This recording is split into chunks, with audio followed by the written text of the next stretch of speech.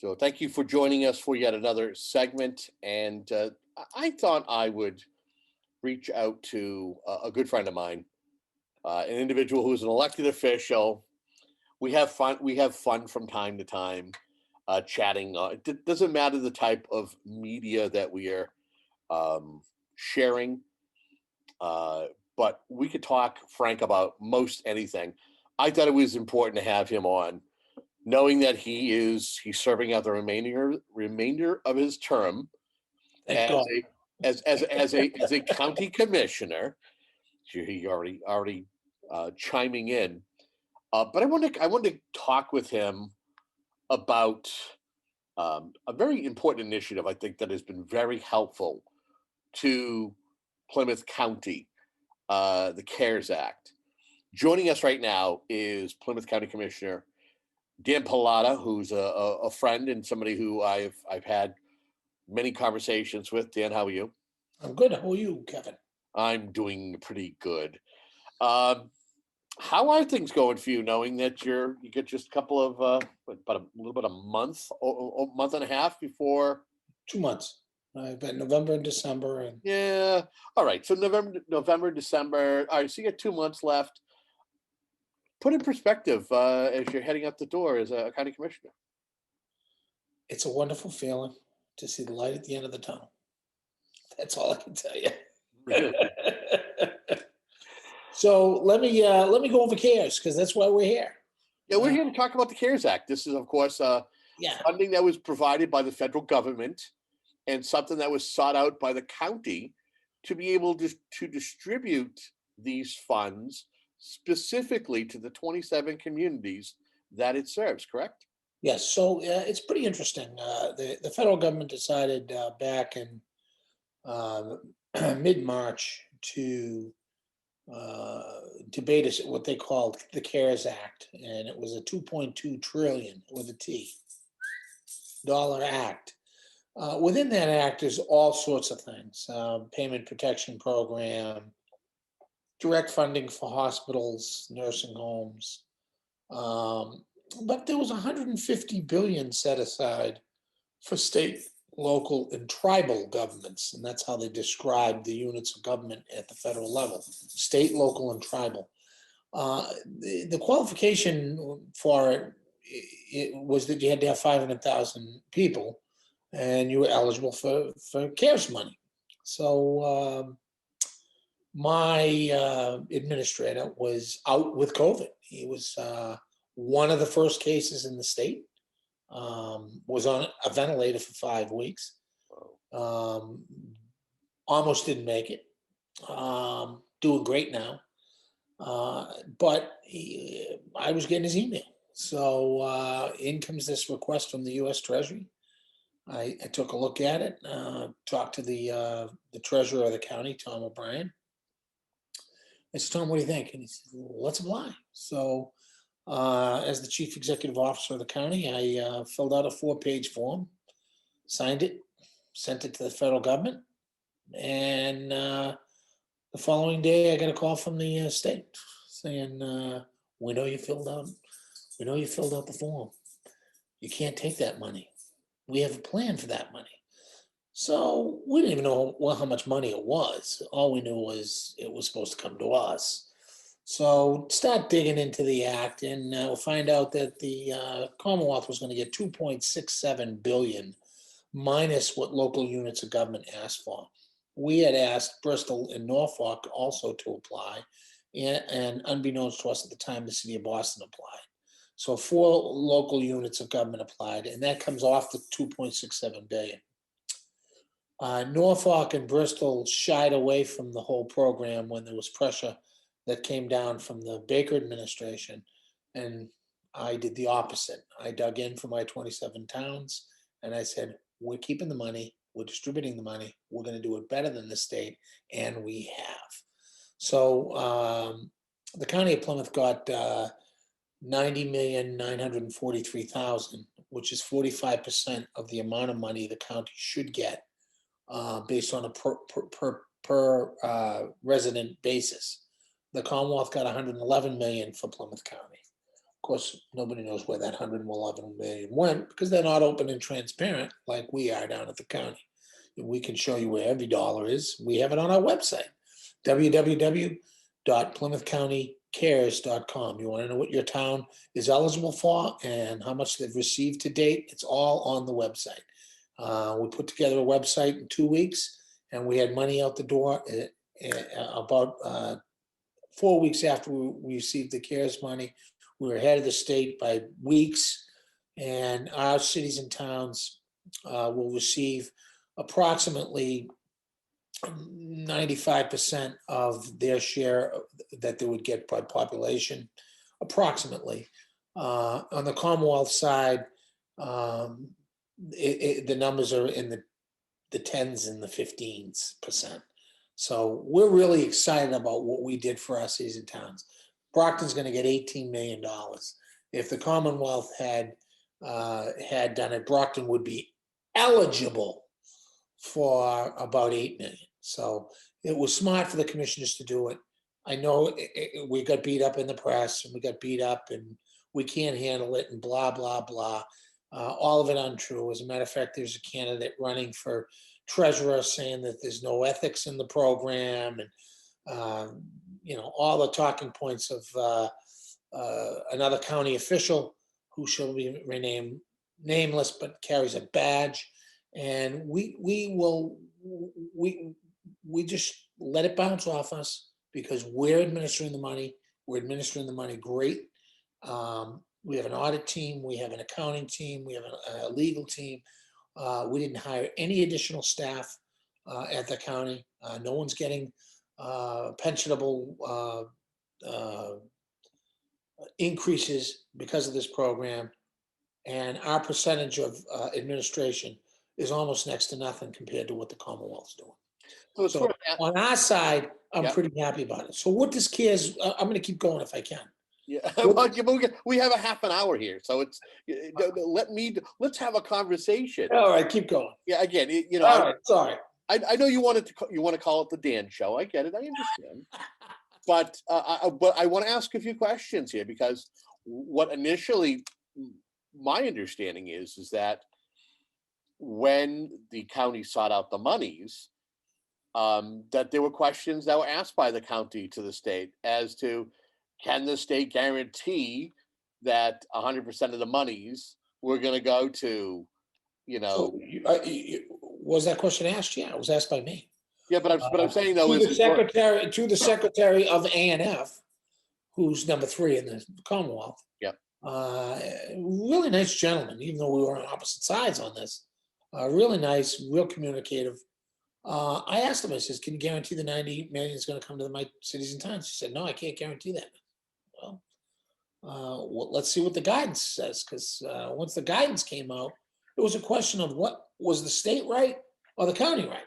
Because the guidance came out and said, okay, this is how the fund has to be administered. If it was beyond our capability, I would have been the first one to hand it to the state. Because, they have hundreds of millions of thousands of people doing nothing up there that could administer the program. But when we got down to the brass tacks, it was something that was relatively simple to do. And we're doing it right. And I don't know that they're doing it right. I don't think they're doing it right. I think we're doing it right. And we set up a receipt-based program where the cities and towns send us their receipts and we send the money back. So what about, how much pressure did the county receive from the state? Because there are... First of all, the first correspondence that was received came from the Secretary of ANF to the 27 towns, basically threatening the 27 towns that if they took money from the county, that the state would punish them. And it was the most threatening letter I've ever seen in government. I've been doing government since 1993. That's a long time. It was a real threatening letter. And Representative Claire Cronin got on her bandwagon, give the money back. And then the mayor, give the money back. And then the town administrator down in town manager in Plymouth, give the money back. And one by one, they all read this letter, they got scared, give the money back. I analyzed it. There was no way that our towns would do as well with the state program as they do with our program. So I kept the money. And I knew I'd get beat up for a month, and I did. didn't care, because we're elected to represent the 27 towns, and we are the funding mechanism from the federal government. This isn't the only grant program we do for the federal government. We do the Justice Administration grant. We do a bunch of other smaller grants. So this isn't new for us. And counties do better at getting grants than individual towns, because the rest of the country is done by counties. So, when the town of Marshfield is looking for money and they're going against, Dade County, they're not going to get it. Mm. So when it goes in by the county, it does better. So, yeah, we took a lot of grief. Right now, no one's complaining because they're getting checks. Did you have a lot of the officials, a lot of the local officials who were fearful that there would be retribution from the state? Have they since recanted, and have they since had checks given to their respective municipalities? So the city of Brockton will get more money than, the city of Brockton was one of our biggest detractors. The mayor had to do what the mayor had to do. I mean, he was threatened by the Commonwealth. He gets a lot of funding from the Commonwealth. I respect the mayor. You've got a great mayor here. He loves Brockton. He breathes Brockton. He did what he believed was right for Brockton. Go ahead and bash Pallotta. I even had a discussion with him. You got to bash me. Go bash me. I don't care. Here's the bottom line. I'm not giving the money back. If you wanted to apply for it, they're applying for it. They've received a couple of million already, and I think we got 8 million in the queue for next week.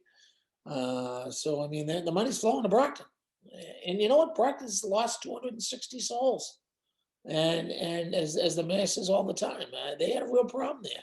We even adjusted the funding formula for Brockton so that Brockton could get a bigger piece of the county pie, because their need was greater. Now, if he wasn't exactly kind to me, nor was Representative Cronin kind to me, or Dubois, or Senator Brady. They were pounding on me.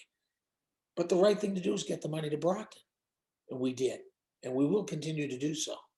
And in the end, if they still believe we should have given it to the state, that's fine. They're entitled to their opinion. Again, we're speaking with the Plymouth County Commissioner Dan Pallotta. We're talking about the CARES Act. This is the federal funding that the county sought after to be able to distribute to those communities that needed to relief, COVID funding relief, to be able to take care of things during this ongoing pandemic. Do you feel a sense of redemption as an elected official who has given his heart and soul to Plymouth County, knowing that there have been people out there who have wanted to see the county go away, so to speak, as the government? I'll tell you, if the county had gone away, you wouldn't have gotten CARES funding, and the cities and towns would be left holding a big bag right now, a big bag. Does that mean that the county won't go away? I mean, I don't know. It's up to the legislature if they want to abolish counties. It's not up to the county. I think the county has a great function. We have an unbelievable financial operation there, contrary to what the candidate for treasurer Montpelius is saying. We run an extremely tight ship. There are checks and balances between the commissioners and the treasurer's office, and we overfunded retirement by $2 million in the last 2 years. We established a bank account, put $1 million in over the last year. All right, we've had a surplus 5 years in a row, and we've done all the audits that weren't done under the previous commissioners. Commissioner Reardon didn't do an audit for 8 years. 8 years. 8 years. How do you run a government entity without doing an audit? I had to go do all those audits and my own audits. And by the way, 3 clean audits in a row. The County of Plymouth is in great shape. We're serving our communities. We're doing the best we can with the small budget that we have. And the CARES Act is a great example of why you need county government. Is there still a threat that looms from the state, or do you feel as though the state is just kind of watching watching what you're doing in the process, and that the county may hear from state officials down the road just to checks and balances? We are in constant contact with the Commonwealth. Um, have been since we took the money. Um, their philosophies are different than our philosophies. Their policies are different than our policies. But again, the Congress gave it to states, local, and tribal. We're the local. And the reason they gave that 45% to the locals because we know what our cities and towns need. And they don't up at the state. When the state gave out their money, Kevin, they put aside 502 million for the 323 other towns. Only 72 million was claimed. The towns couldn't even figure out how to do it. They had no one to call. Every single town knows how to get a hold of me or get a hold of Tom or get a hold of Greg or get a hold of Sandy. They get an answer. So when it's done locally, it gets done. And that's what happened with the CARES program, man. It's being done.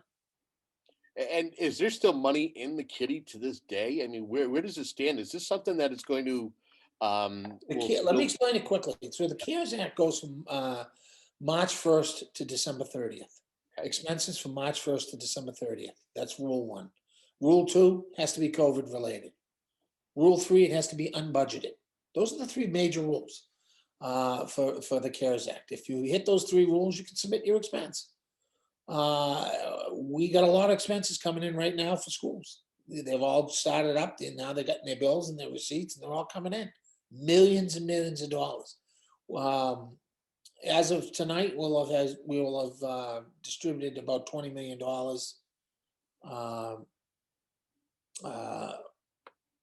I'm sorry, we will have received requests for over $20 million.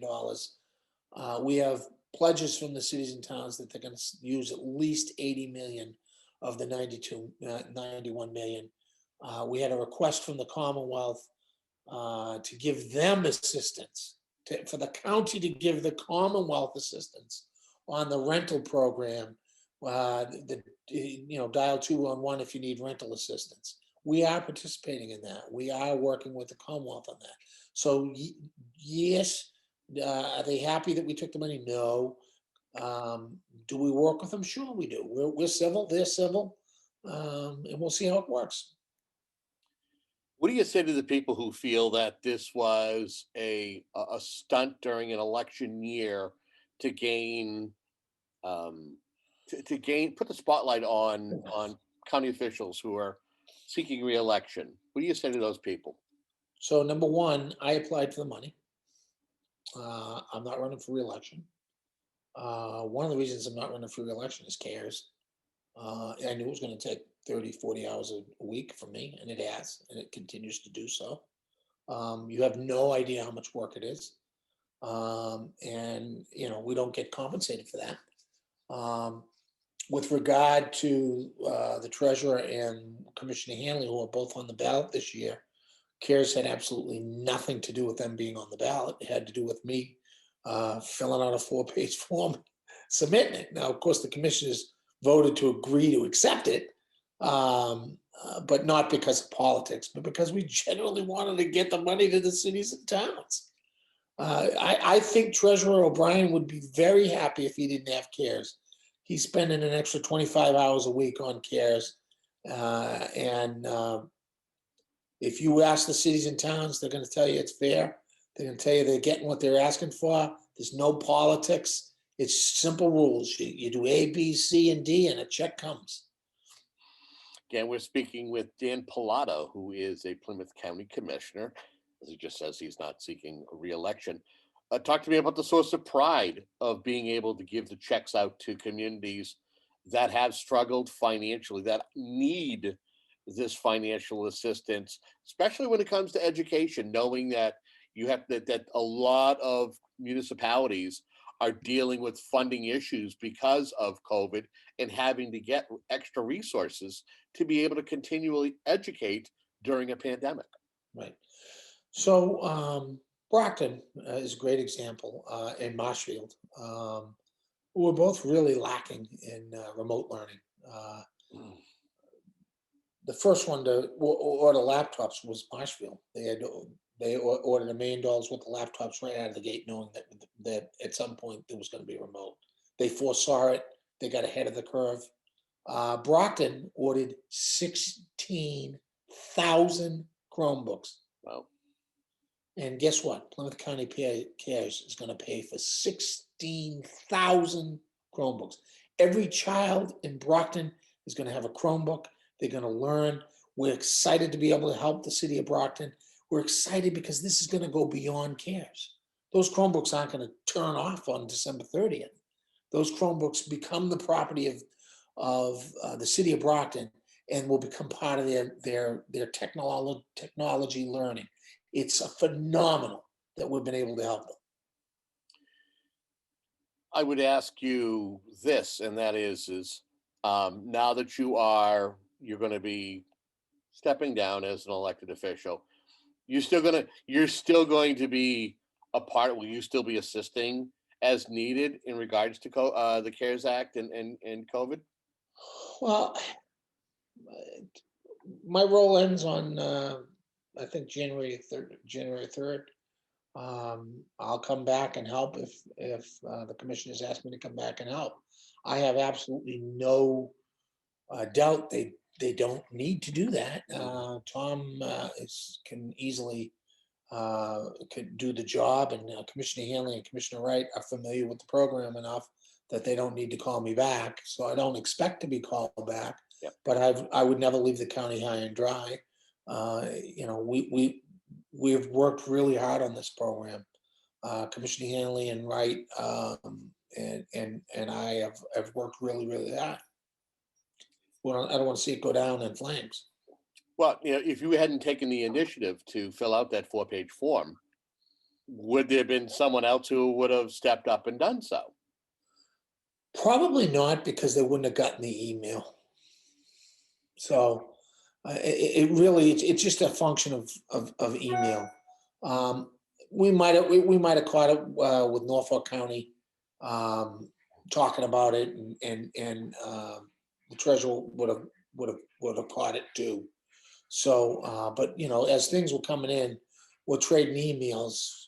Do we do this? Do we not do this? Do we do this? Do we not do this? Mm-hmm. So, we had a cover for the administrator. When you're the chairman and your administrator goes down, you essentially have to answer every question.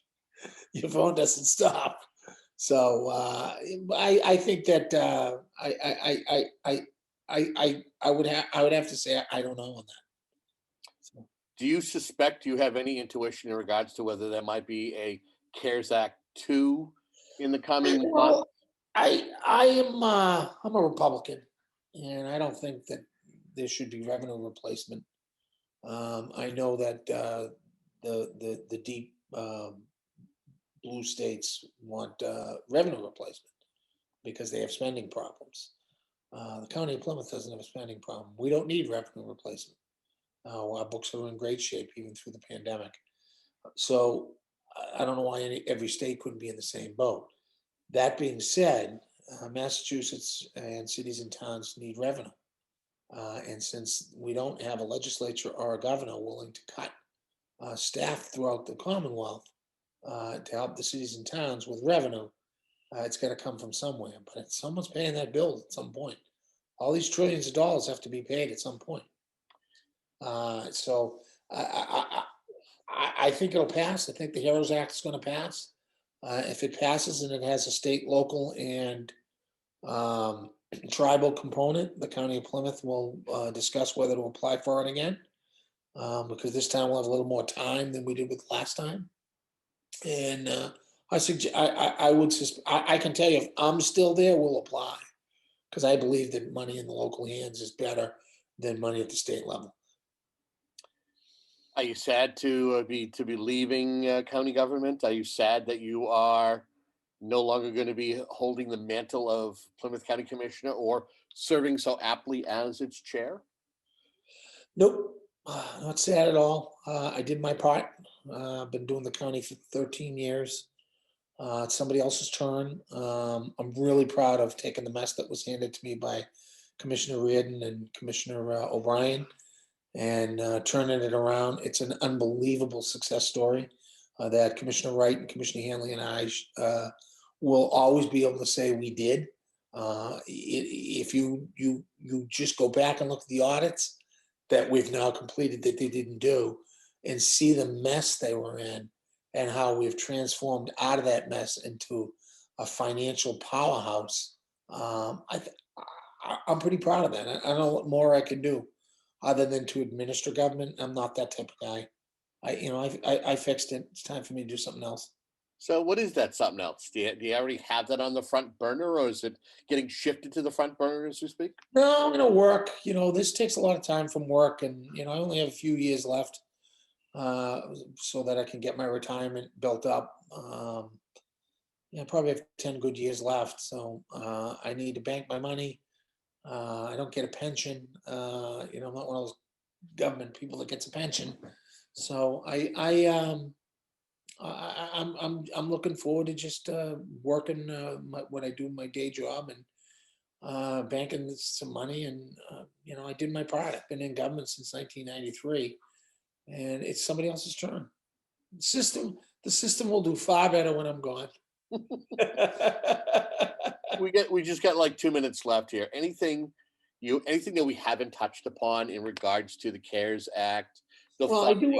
do want to again comment on that. The candidate running for treasurer, trashing the CARES Act and trashing the treasurer, saying that it's being administered wrong and it's political and this and that, and restore ethics. And this woman's running as a Republican, has never called this commissioner, who's the chairman of the county commissioners, who's a Republican.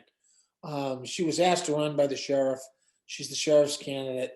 The sheriff's trying to dismantle the county. It's not going to happen. And she's clueless. And if she knew anything about the CARES Act, she'd know that Plymouth County CARES Act is being run better than any county in the United States of America. We follow almost every county, all 157 counties. We check their websites to see what they're doing. Can we do it better? And we haven't found anyone doing it better than the three commissioners and the treasurer O'Brien.